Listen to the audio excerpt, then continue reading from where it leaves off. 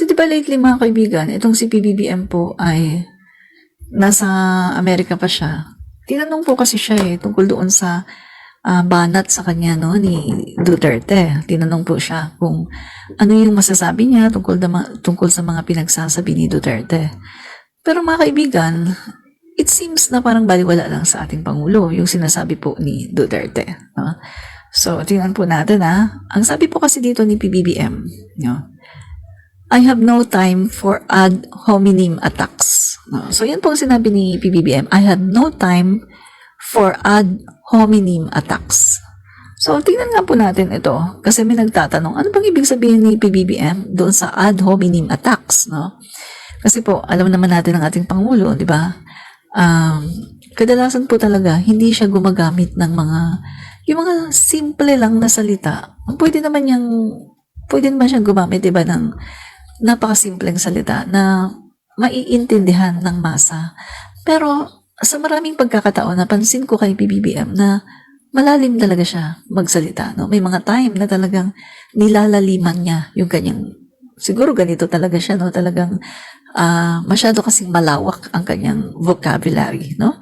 So, ito po, tingnan natin, ano ba yung ibig sabihin ng ating Pangulo dito sa ad hominem, no? So, sabi ko nga, katulad nung mga nakakaraan, talagang mapapa-research ka sa Google kung anong ibig niyang sabihin. Kasi nga, mga kaibigan, yung ating Pangulo, minsan, hindi talaga siya gumagamit ng yung mga simpleng salita lang, no? So, tingnan po natin, no, sa Google, ad hominem. Okay, ito, adjective. Ito po ay may kaugnayan sa mga arguments, no? Arguments or reaction directed against a person rather than the position they are maintaining, no? Pagdating naman sa adverb, in a way or in a manner, no? Kung saan yung isang pagtira, yung isang atake is directed against a person rather than the position they are maintaining. So, sa simpleng salita po, etong ad hominem na sinasabi ni PBBM, no, mga kaibigan, na yung sinasabi niya dito na I have no time for ad hominem attacks. Simpleng paliwanag lang mga kaibigan. Ito po ay yung personal na atake. Kasi alam naman natin na ang dating Pangulong RRD, bagamat sinasabi niya mga kaibigan na siya ay professional, na, di ba, sinabihan pa niya si PBBM na second year college lang ang tinapos. Tapos, siya daw, nagtapos daw siya ng geopolitics. Marami pa siyang sinasabi at mga pinagyayabang na tinapos. Pero mga kaibigan, pagdating dito sa pag-atake, makikita natin na yung paraan ng pag-atake ni Digonio ay parang parang ang umaatake ngayon kay PBBM ay isang walang pinag-aralan. Sa paraan po ng pag-atake ni Digonio, hindi lumalabas doon yung kanyang edukasyon, yung kanyang natapos na kanyang pinagmamalaki, na marami daw siyang natapos, marami daw siyang mga nakapag-undergo daw siya ng mga subject na ganito, tapos yung kanyang mga pangmalakasan na mga professor na sinabi niya. Mga kaibigan, hindi po nagre-reflect dito sa paraan ng pag-atake ni RRD. Hindi po nagre-reflect ang kanyang edukasyon. Kasi nakikita po natin ang isang dating Pangulo na parang walang pinag-aralan. Hindi lang parang, kundi talagang walang pinag-aralan. The way he attacked PBBM ay lumalabas po na hindi siya nag-aral, na wala siyang pinag-aralan, mga kaibigan, no? Bagamat nagyayabang siya na marami siyang naabot, pero lumalabas na wala siyang pinag-aralan. Dahil ad hominem ang ginagawa niyang pag-atake sa ating Pangulo, PBBM. Ina-atake po niya sa personal, ina-atake po niya sa, hindi po sa, kumbaga, ang isang professional po kasi ganito yan. Kapag professional ka, no, politician, kung aatake ka, umatake ka sa issue. Mag-stick ka doon sa issue, mag-stick ka doon sa position ng tao na inaatake mo.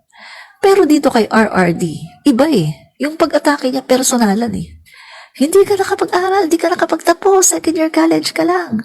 Bangag ka. Tapos meron pa siyang sinasabi na, sige, lagdameo, pilitin niyo ako. Bubuga ako dito. Meron pa siyang sinasabi na, sige, marami akong alam tungkol sa inyo. Parang sinasabi niya na, sige, ilalabas ko lahat ng baho niyo. Ganon. Personalan kung umatake si RRD. So makikita natin, the way he attacked the president is a reflection of his education. Na napakababa, napakalo, at mukhang hindi siya natuto sa lahat ng kanyang mga pinag-aralan daw. Mukhang hindi yata siya natuto.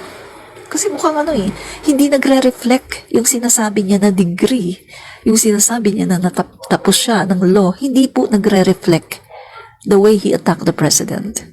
Samantalang ang Pangulo natin, nakita niyo naman, di ba? Very professional. At ito lang ang sinabi niya, na I don't care.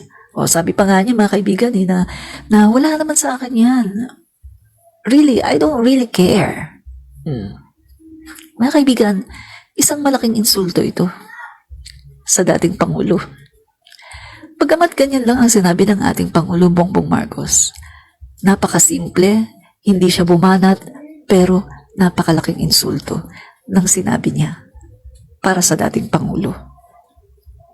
Sabi ko sa inyo, simple bumanat ang Pangulo natin. Hindi nananakit ang damdamin directly. Maganda ang kanyang words, pero masakit yun. Kasi mga kaibigan, it indicates na si RRD ay katulad lamang ng isang buhangin na walang kwenta. Isang buhangin na pinapagpag. Pag pumasok ka sa bahay mo, papagpag ka muna para hindi mo madala yung buhangin sa loob ng bahay mo. Ganun lang po, lumalabas po ngayon na si RRD ay walang kwentang tao. Siya ay isa lamang buhangin.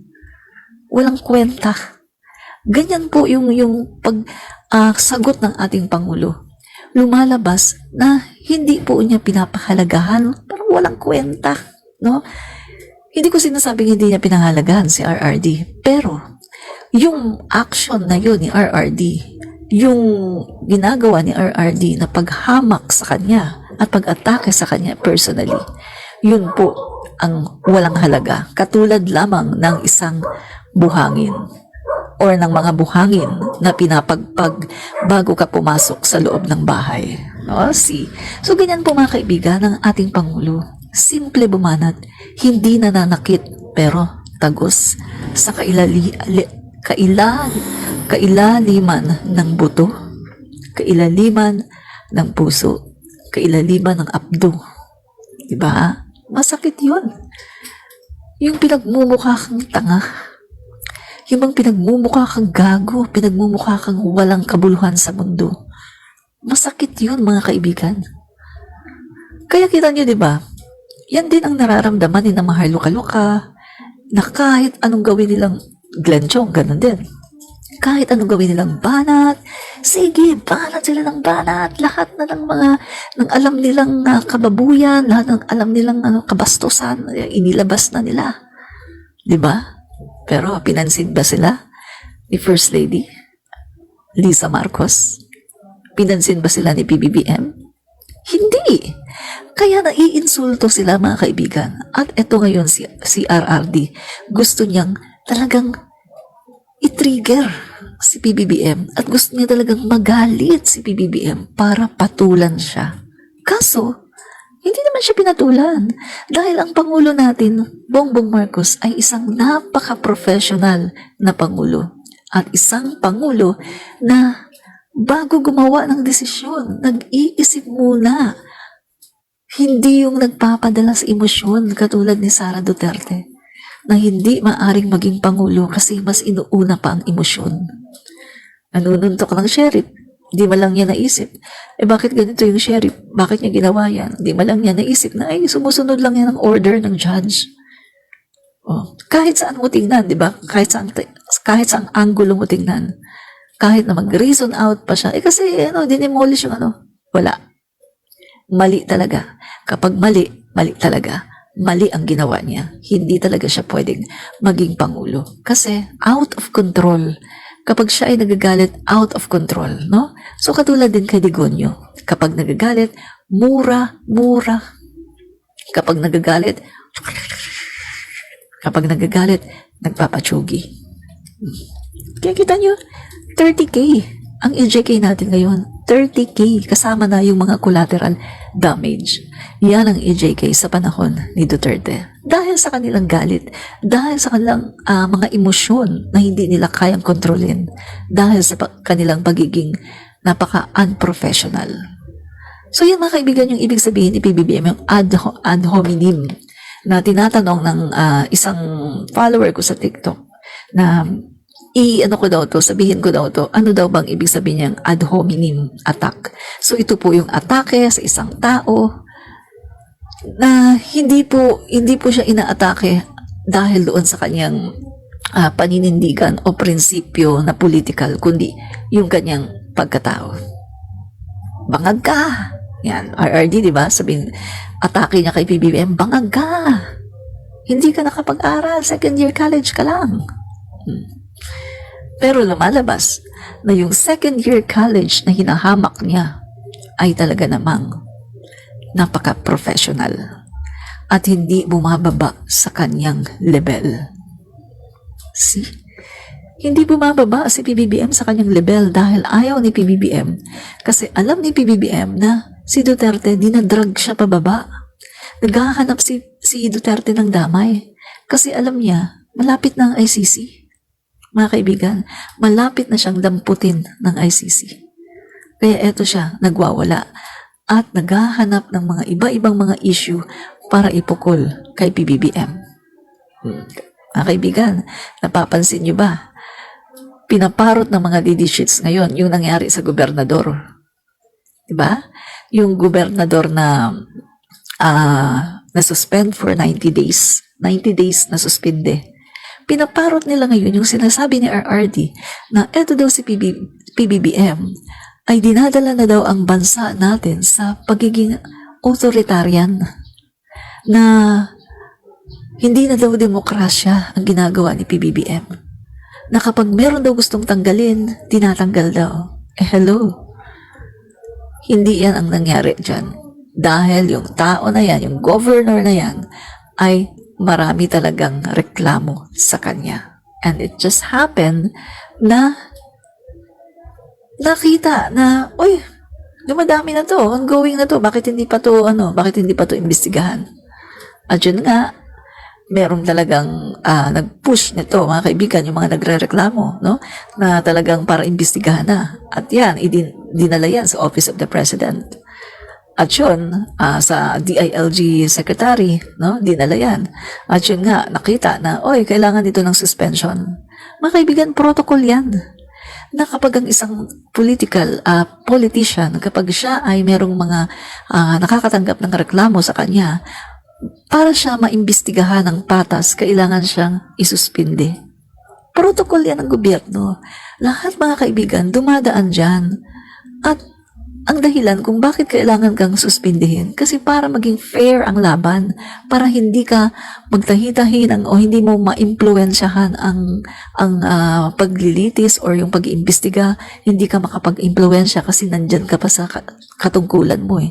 Yan ang dahilan kung bakit kailangan suspindihin.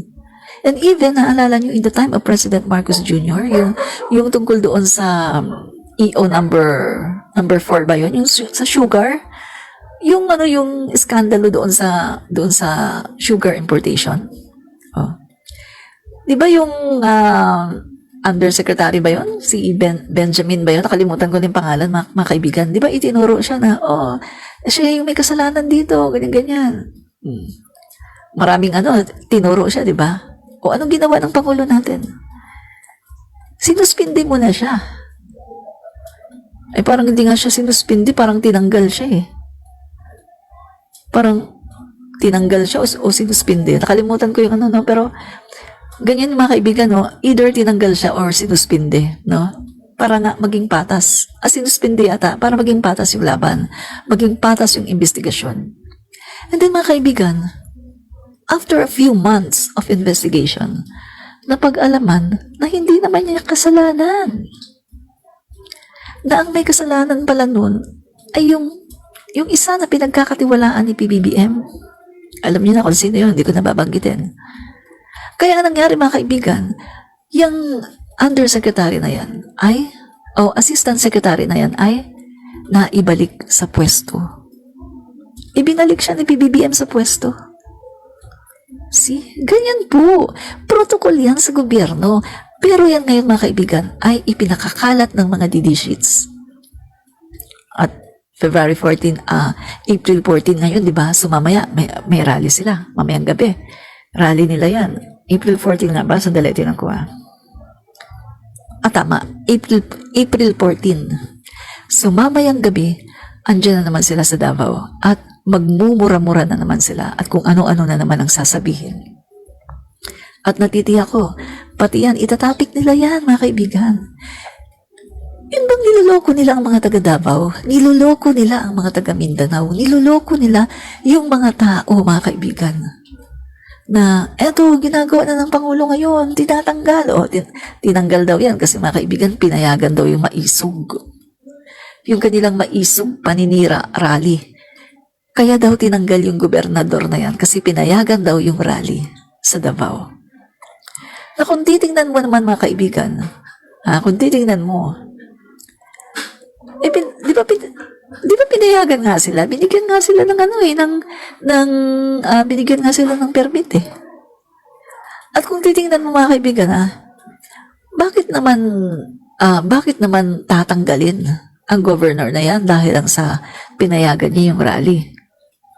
Bakit naman? Bakit niya gagawin yun? Para saan? Nakita naman natin mga kaibigan, pangatlo na yan eh. Pang third times na yan mga kaibigan, pangatlo na yan. Na nagrally sila sa Davao, nagmura-mura sila, pinayagan pa sila ng 1 linggo o 7 days ng rally sa Liwasang Bonifacio. Pagkatapos bumalik sila ngayon sa Davao, ayan pinayagan sila. My God!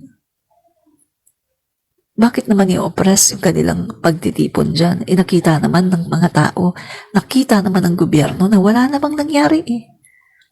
Di ba yung prayer rally nila sa Liwasang Bonifacio? Yun talaga mga kaibigan, ang aim talaga nila noon, 7 days, lulusubin nila ang Malacanang. At talagang pababain nila sa pwesto si PBBM. At ang sabi pa nga ni Harry Roque mga kaibigan, lulusob sila doon para wala nang mabalikan yung mga nasa Germany, sina PBBM. So pagdating din ng PBBM, wala na silang babalikan. From the mouth of Harry Roque mismo. Pero bakit hindi nila nagawa? Kasi hindi nila nakuha yung target nilang numbers. Kaunti lang ang dumalo. So hindi nila pwedeng kubkubin ang Malacanang kasi kaunti lang naman sila, walang suporta. Diba? Yun yung mga kaibigan. Pinayagan sila doon 7 days. Pagkatapos sa Davao, hindi sila papayagan. Hello? Pinagloloko nyo ang mga taga Davao. Pinagloloko nyo ang mga DD sheets. Yan ang pinapalabas ng mga Duterte. Yan ang pinapalabas ni na Pantaleon Alvarez, ng mga DD sheet vloggers, at yan din ang pinaparot ngayon ng mga DD sheets supporters. Para palabasin na si PBBM ay authoritarian leader daw. Sabi ni RRD, wala na ang demokrasya. Sabi pa niya, inaakusahan daw niya si PBBM, mga kaibigan, na si PBBM daw ay nagiging authoritarian president. Hello? Kung authoritarian president yan, hindi kayo makakapagsalita ng ganyan. Hindi kayo makakapag-rally. Kita nyo nga noon, di ba? Ganyan din yung ginagawa kay President Marcos eh. Diktador. Pero wag ka. Sino ba ang naglagay ng provision sa Constitution na maaring mag-gather ang mga tao? Na maaring gumawa ng mga grupo, mag-gather sa lansangan? Sino ba? Si President Marcos lang naman ang gumawa ng naglagay ng provision na yan sa Constitution na ang mga tao ay merong karapatan para mag-assemble, mag-gather sa isang lugar, mag-rally at magpahayag ng kanilang disgusto sa gobyerno. Si President Marcos Sr. ang naglagay dyan ng probisyon na yan sa kanyang 1973 Constitution. So bakit sasabihin na siya ay diktador? Diba? So ngayon mga kaibigan, ganyan din ang ginagawa ni Duterte. Pinaparatangan niya ngayon si PBBM para lokohin yung kanyang mga DD sheets, no? Mga DD sheet supporter na walang brain, brainless. Niloloko sila mga kaibigan na si PBBM daw ay nagiging diktador, nagiging authoritarian leader. Hello? Kung authoritarian leader si PBBM, natitiyak ko kalaboso na kayo ngayon. Dito ko lang nakita mga kaibigan na ang Pangulo pinagmumura. Ang Pangulo binabastos. Pero eto yung mga to, andyan pa rin, buhay pa. At andyan pa, hindi nakukulong. So mga kaibigan, tsaka isa pa ha, tingnan nyo. Sino lang ba ngayon ang nagrereklamo na ang Pangulo daw natin ay sinisikil daw ang freedom of speech, sinisikil daw ang freedom of the press, nagiging authoritarian leader? Sino ang nagrereklamo? Duterte's DD sheets. Guys, kung i-recall natin, sino ba ang gumagawa niyan? Sino ang diktador? Sino ang sumikil ng freedom of expression? Diba? Si Duterte. Sinikil niya ang freedom of the press.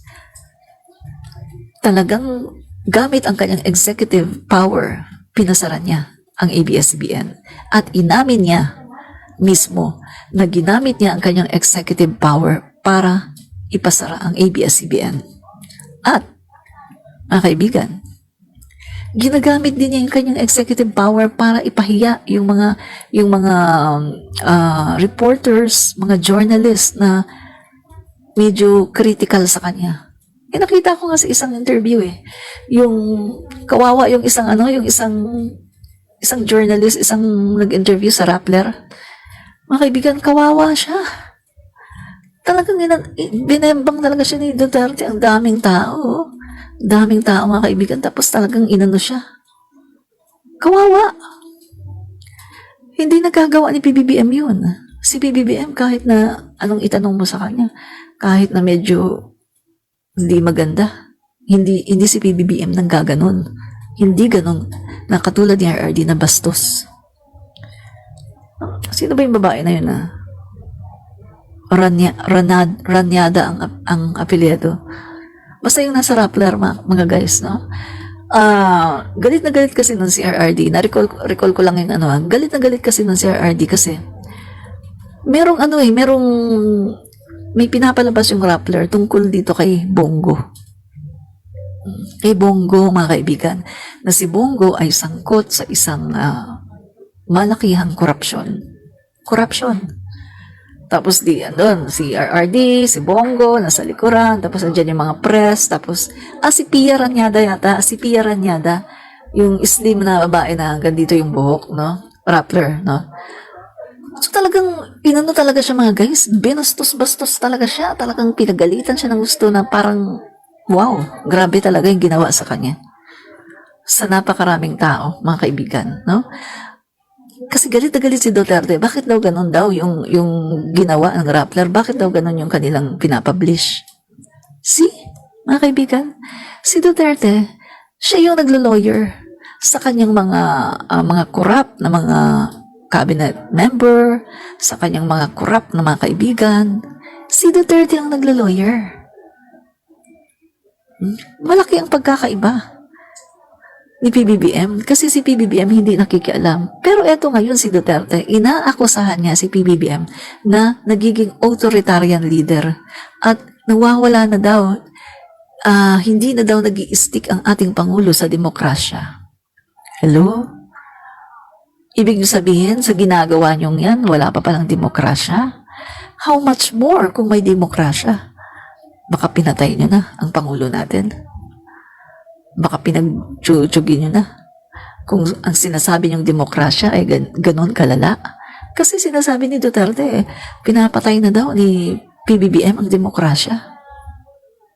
Grabe, di ba, mga kaibigan? Sobra. Dali, basa muna ako.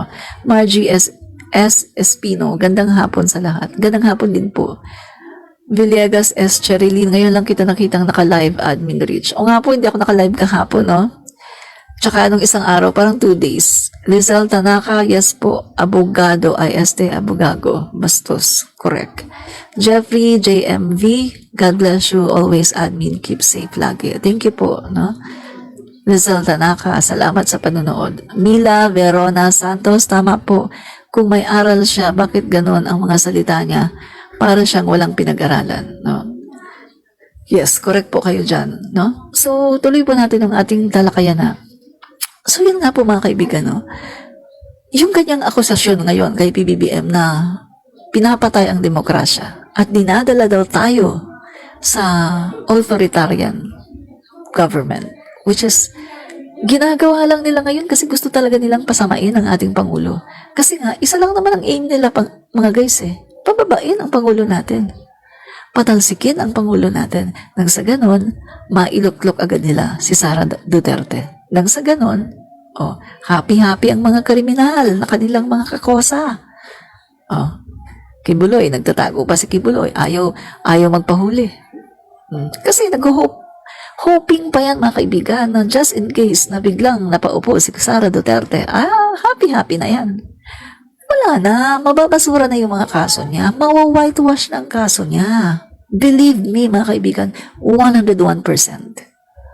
Tapos si Tives, wala na yan. Hindi na yan makakasuhan. Percy Lapid, lalong-lalo na, hindi na yan makakasuhan. Talagang protected na yan. Si Digonio, ICC, wala na. Kahit pumunta pa rito ang ICC, hindi yan papapasukin. At kahit pumasok pa dito yan, dahil meron tayong Interpol, no, kasapi tayo dyan, wala pa rin mga kaibigan. Itatago nila yan sa Davao.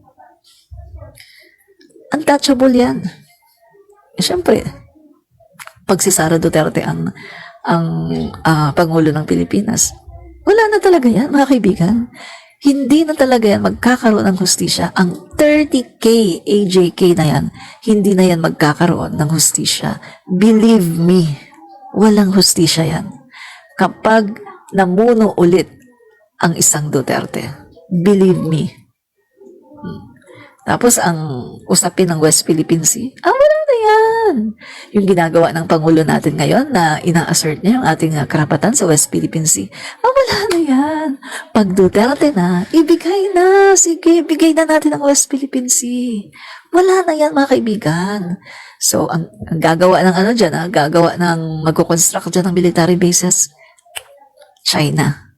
Pagkatapos, yung dyan, yung ating mga yamang dagat dyan, China din makikinabang. Pagkatapos, the worst scenario, mga kaibigan, hindi na nila hahayaan na magkaroon ng freedom of navigation dyan. Na wala nang makakatawid dyan na mga iba-ibang mga barko sa iba-ibang mga nation. Mga kaibigan, daanan kasi yan ng kalakalan.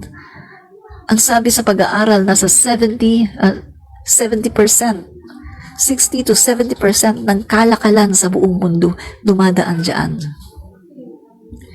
So kapag yan ay naging pagmamayari o nakontrol ng China, mga kaibigan, ang buong mundo ay mahihirapan. Yan kasi yung pinakamabilis, pinakamalapit na daan. So kailangan pa nilang umikot-ikot ngayon para sila ay makarating doon sa kanilang destination kung saan sila mangangalakal. Kaya itong West Philippine Sea, itong South China Sea na kung saan nandoon yung West Philippine Sea, mga kaibigan, concerned dyan ang buong bansa kasi ang lahat naman ng mga bansa, dumadaan naman sila dyan sa kanilang mga kalakalan. Kaya ganun na lang ang pagka-concern ng United States, ng Japan, ng Germany, Czech Republic, North Korea, Australia, Vietnam at marami pang iba. Kasi dumadaan dyan ang kalakalan ng iba-ibang mga bansa. 60 to 70% ng mga pangangalakal dumadaan dyan. At yun nga, Kapag nakubkob na yan ng China, naging control na nila yan, wala na. Mahihirapan na ang lahat. So, hindi lang tayo. Pero tayo ang